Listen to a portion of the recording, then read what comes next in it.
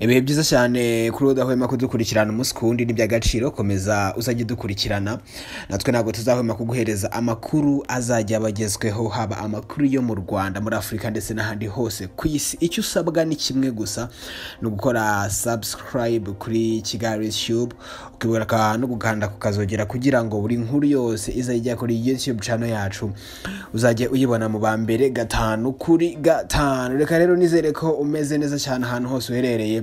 Niba bitanameze neza ukomeze kwihangana. Amazina yanjye nitwa Ikwishimwe Emmanuel. Inkuru uyu munsi nkuzaniye ni inkuru iri gutrendinga cyane ndetse kuri social media abantu bari kugenda bandika ibitekerezo bigiye bitandukanye kuri iyi nkuru, ndetse niyo nkuzaniye tugiye kuyicukumbura mbabwire ukuri kwinshi cyane kuri ibi bintu abantu bari kuvuga ngo papa cyangwe yatandukanye na Rocky kirabiranya cyangwa se Mark. Ubundi Rocky yitwa Mark, niko niyo mazina ye bwite, niko ababyeyi be bamwise. Sasa rero biri kuvugwa cyane ngo papa cyangwe yaba yatandukanye na Rocky kirabiranya cyangwa se Rocky kimomo. Ese ibi bintu biri kuva hehe ubundi? Ku munsi w'ejo bundi ngira ngo ni ku munsi wo kuwa gatatu nibwo papa cyangwe yashyize hanze artwork ya EP cyangwa se urutonde rw'indirimbo agiye gusohora. Ni indirimbo zigeze kuri 6 ngira ngo. Ni indirimbo yafatanyije kandi n'abandi bahanzi, ari kumwe n'abandi bahanzi bagiye batandukanye. Ni indirimbo rero yashyize hanze, yashyize artwork hanze ku munsi wo kuwa gatatu. Ni EP cyangwa se extended playlist yitwa Sitaki. Indirimbo ya mbere ni yitwa Kanjenje ari kumwe na Chris Easy, ya kabiri yitwa Aho ari kumwe na Bushari Bushido, ya gatatu yitwa Puna ari kumwe na Logan Joe, ya kane yitwa Sitaki ari nayo yitiriye EP yose, ya gatanu yitwa Niki, ya gatandatu yitwa Nyaza. Izo nizo ndirimbo papa cyangwe agiye gushyira hanze. Ni EP nyine agiye gushyira hanze muri iyi minsi. Hanyuma ikintu abantu bagenderaho bavuga ko papa cyangwe yaba yaratandukanye na Rocky kirabiranya nuko iyi EP akimara kuyishyira hanze ntabwo Rocky kirabiranya yigeze ayipostinga na gatoya ku mbuga nkoranyambaga ze. Nyine birumvikana aba kuri Instagram ndetse n'ahandi hose ntabwo Rocky kirabiranya yigeze apostinga iyi EP ku mbuga nkoranyambaga ze, nyine kuri social media ze na hantu na hamwe yigeze ayipostinga. Icyo ni kimwe. Nyamara abandi bose bo muri Rebo nka Kadafi ba Microgeni barafatika boy bo barabipostinze ku mbuga nkoranyambaga zabo zose. Icyo ni kimwe abantu bagenderaho bavuga ko Rocky kirabiranya yaba yatandukanye na papa cyangwe. Icyo ni kimwe. Icya kabiri bagenderaho bavuga ko Rocky yaba yatandukanye na papa cyangwe nuko kuri iyi EP mbere hazaga handitseho nk'indirimbo yakoze nk'abambe, artwork yayo yazaga yanditseho Rocky kirabiranya presents. Bitandukanye no kuri iyi artwork ya yino EP papa cyangwa agiye gushyira hanze ho ni Chuma Gang Presents.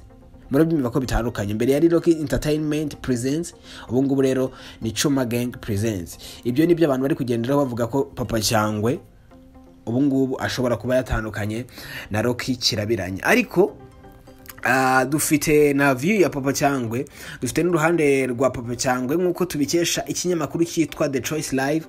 The Choice Live ni ikinyamakuru kiri kugenda kigaragaza neza cyane mu kwandika amakuru by'umwihariko y'imyidagaduro ndetse najyanye n'imikino. Ubwo n'imyidagaduro yaba amakuru ya entertainment irimo abahanzi akazamo n'ibya sport. Rero nk'uko tubikesha iki kinyamakuru, papa cyangwe we ubwe yavuze ko atigeze atandukana na Rocky Entertainment. Bimwe mu byo yavuze avuga ko atigeze atandukana na Rocky Entertainment yabyise ibihuha. Papa cyangwe yagize ati ibyo bintu sibyo, kuko iyo urebye neza igitaramo mfite kuri uyu munsi, afite igitaramo cyitwa Vendredi Mesha afite uyu munsi. Ari kubisobanura ko rero igitaramo afite kuri uyu munsi amasezerano yakozwe na Rocky Entertainment, rero bivuze ko n'umuhanzi uyibarizwamo. Kakano mukumve neza, igitaramo agomba gukora uyu munsi kwa gatanu amasezerano yasinywe na Rocky Entertainment kugira ngo azakigaragaremo. Icyo ni kimwe kigaragaza ko papa cyangwe atigeze atandukana na Rocky Entertainment.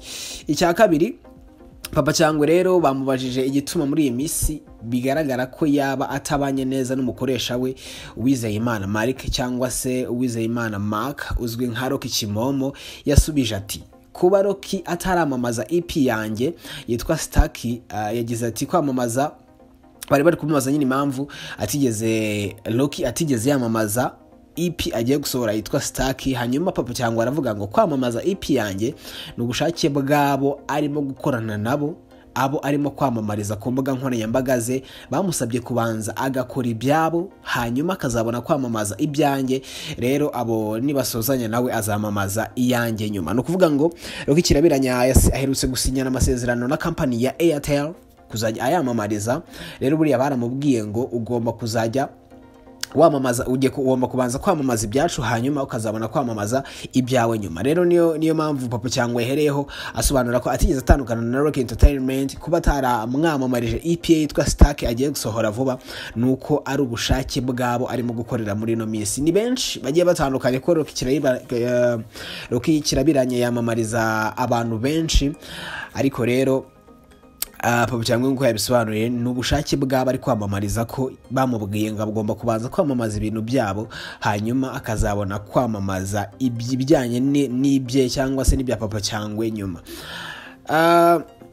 Papa Cyangwe bakomeje bamubaza impamvu ya iriya artwork, impamvu yanditseho Chuma Gang Present. Hanyuma kube kandi busanzwe habaga handitseho Rocky Entertainment, ariko ubu ngubu hakaba handitseho Chuma Gang. Papa Cyangwe yagize ati mu ndirimbo zose nagiye nkora mvugamo ijambo cuma. Rero igihe cyo kurizamura rikaguka, naho ibyo gutandukana na Rocky byo ntabwo bishoboka kuko turabavandimwe kandi abavandimwe ntago bajya batandukana. Ngibyo Papa Cyangwe yatangaje ku mubano we na Rocky Entertainment cyangwa se na Rocky Kirabiranya owner wa Rocky Entertainment cyangwa se CEO wa Rocky Entertainment. Akaba afite na companies zigiye zitandukanye harimo yitwa Kimomo Safari ifite ibintu bijyanye n'ubukerarugendo. Rero ntabwo batandukanye, ahubwo nuko impamvu atamamaje ibintu bijyanye na EP ya Papa Cyangwe agiye gusohora mu misi iri imbere nuko abo ari kwamamariza muri no misi barimo na Airtel bamubujije kugira ikindi kintu apostinga kitari ibijyanye n'ibyabo, ahubwo azongera gupostinga ibintu bye nyuma amaze gupostinga ibyabo ari kwamamariza. Ngayo nguko rero Papa Cyangwe nawe ari gukuza Chuma Gang kugira ngo nayo ikomeze itere imbere. Nayo mpamvu tutigeze tubona ari Rocky Entertainment presentinga iriya EP agiye gusohora muri no minsi. Ngayo nguko rero ibya Papa Cyangwe ndetse na Rocky Entertainment kugira ngo mwese murabisobanukiwe.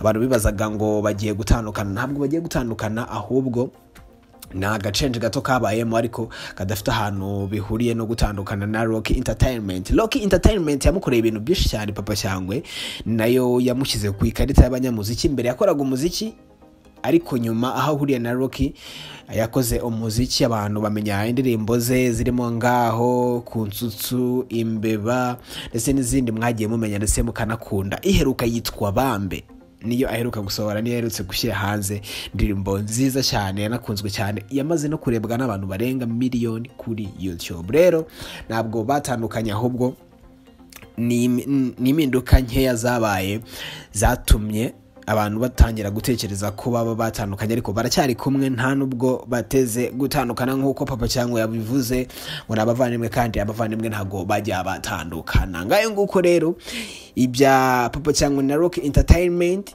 n'ibihuha biri mu bantu, ariko bo ubwabo bameranye neza, nta kibazo na kimwe bafitanye. Reka rero nkomeze kwizera ko umeze neza cyane ahantu hose uherereye ndetse n'ibyirimo byose bikomeje kugenda neza. Ngewe nicyo mwifurije, komeza kugubwa neza, ibyirimo byose nyine bikomeze kugenda neza, Imana igufashe cyane, ibihe umugisha mwinshi. Amazina yanjye nitwa Ikwishimwe Emmanuel. Ushobora no gutangira kunkurikirana ku mbuga nkoranyambaga zanjye zose, haba kuri Instagram nitwa Ikwishimwe 13, ubundi ukande follow, ibintu byose bikomeze kugenda neza cyane. Komeza kugira ibihe byiza, Imana ikomeze kubana nawe, komeze kugira n'umunsi mwiza cyane. Ciao.